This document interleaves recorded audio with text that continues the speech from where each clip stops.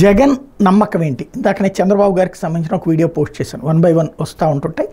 ఇవాళతో ప్రచారపు గడువు ముగుస్తున్నటువంటి నేపథ్యంలో రేపు ఎల్లుండే ఎలక్షన్ నేపథ్యంలో వీటికి సంబంధించి మాట్లాడుకుంటున్నాం.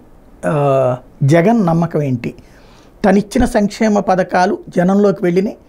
అంతకుముందు రూపాయి అంటే చేతులు కట్టుకుని ఉంచునాల్సినటువంటి పరిస్థితి, అది కూడా ఏడాదికి ఆ రూపాయి పడితే గొప్ప అనుకునేటువంటి దశ నుంచి 10,000 రూపాయలు పసుపు కుంకుమకి ఇవ్వడమే గొప్ప అనుకున్న దశ నుంచి రొటీన్గా 10,000 అనేటువంటిది కామన్ అయిపోయేటటువంటి దశకి తీసుకురావడం అన్నటువంటిది తనకి ఫెచ్చింగ్ అని నమ్ముతున్నారు. అట్లాగే చంద్రబాబు నాయుడు అంతకంటే ఎక్కువ ఇస్తానన్నటువంటిది నమ్మట్లేదు అన్నటువంటిది తన నమ్మకం, జగన్ నమ్మకం. ఇది నా నమ్మకం కాదు. ఇకపోతే ఏదైతే ఇప్పటికే ఉన్నటువంటి అభివృద్ధికి సంబంధించి తను చేసినటువంటి ప్రక్రియ, ప్రతి పల్లె ప్రాంతంలో కూడా నాడు నేడు కింద స్కూళ్ళ డెవలప్మెంట్ కావచ్చు, అట్లాగే సచివాలయ వ్యవస్థ కావచ్చు, హాస్పిటల్ కావచ్చు, ఇట్లాంటివన్నీ ఉండటం వల్ల ప్రతి ఊరిలో అవి కనబడుతున్నాయి.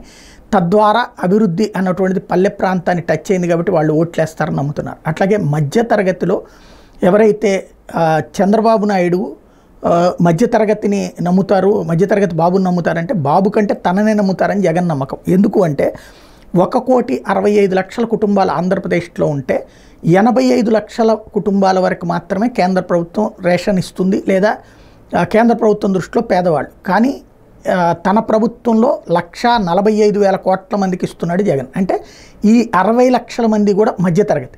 ఈ మధ్యతరగతి ఇప్పుడు బెనిఫిట్స్ పొందుతున్నారు. ఈ ఫ్రీ ఇళ్ళు కావచ్చు, ఆరోగ్యశ్రీ కావచ్చు, రేషన్ కావచ్చు, పింఛన్ కావచ్చు, చేయూత కావచ్చు, విద్యా దీవెన కావచ్చు, ఇట్లాంటి బెనిఫిట్స్ పొందుతున్నారు.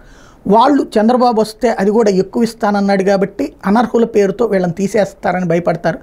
కాబట్టి ఆ 60 లక్షల మధ్య తరగతిలో పొందేటటువంటి వాళ్ళల్లో మ్యాక్సిమం వస్తారని నమ్ముతున్నారు. మరొక కీలకమైనటువంటిది తను చెప్పేటటువంటిది ఏంటంటే 100కి 90 మందికి నా వలన ప్రయోజనం చేకూరింది, వాళ్ళ ఇళ్ళకి డబ్బులు చేరినాయి. 100కి 90 మందికి 90 మందిలో 50 మంది ఓటేసినా నేను గెలుస్తాను కదా అన్నటువంటిది అతని నమ్మకం. ఇదే కాకుండా సంక్షేమ పథకాల కాన్సెప్ట్లో జగన్ నమ్మకం ఏంటంటే ఇప్పుడు జగన్ ఇస్తున్నటువంటి సంక్షేమాల కంటే చంద్రబాబు ఇస్తున్నారు అనేటటువంటి పాయింట్ ఏదైతే చెప్తూ ఉన్నారో అదే సంక్షేమ పథకాలని జనం నమ్మట్లేదు.